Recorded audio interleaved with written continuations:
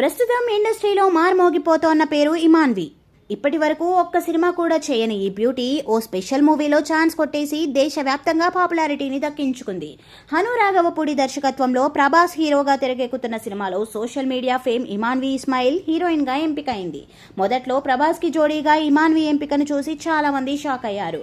కానీ మెల్లమెల్లగా ఇమాన్వికి వస్తున్న పాపులారిటీ చూస్తే కాంగు తినాల్సిందే. ప్రభాస్ వంటి పాన్ వరల్డ్ హీరోకి జోడీగా సోషల్ మీడియా ఇన్ఫ్లుయెన్సర్ని తీసుకోవడం ఏంటని పెదవి విరిచిన వారే ఇప్పుడు ఆమెతో సినిమాలు చేసేందుకు ఇంట్రెస్ట్ చూపిస్తున్నారు. ప్రభాస్ సినిమా పూర్తయి విడుదలయ్యే వరకు మరే సినిమాకు కమిట్ కావద్దని ఇమాన్వితో అగ్రిమెంట్ ఉంది. లేదంటే ఇప్పటి వరకు ఆమె చేతిలో డజన్కు పైగా సినిమాలు ఉండేవి.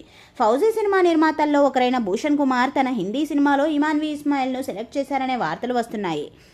హిందీలో అనురాగ్ బసు దర్శకత్వంలో కార్తిక్ ఆర్యన్ హీరోగా రూపొందుతోన్న యూత్ఫుల్ ఎంటర్టైనర్ను భూషణ్ కుమార్ నిర్మించనున్నారు.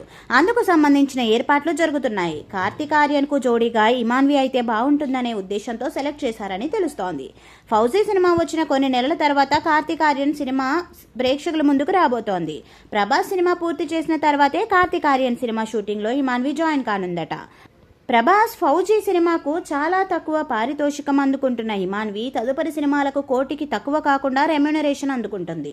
ఇటీవల కాలంలో హీరోయిన్స్ రెమ్యునరేషన్ కోటి అంటే మామూలు విషయం కాదు. కానీ ఇమాన్వి నటించిన ఒక్క సినిమా పూర్తి కానే లేదు. ఒకే సినిమాలో చేస్తున్న రెండో సినిమాకే కోటికి మించి పారితోషికం తీసుకోవడం అంటే చాలా అరుదైన విషయం.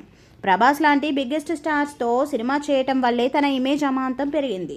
ప్రస్తుతం ఫౌజీ కాకుండా మరే సినిమాకు ఆమె కమిట్ కాలేదు. కానీ అనధికారంగా బాలీవుడ్లో 2 సినిమాలు, టాలీవుడ్లో 3 సినిమాలు, కోలీవుడ్లో 2 సినిమాలకు సంబంధించిన చర్చలు జరుగుతున్నాయి. అందులో కొన్ని దాదాపుగా ఫైనల్ అయ్యాయి.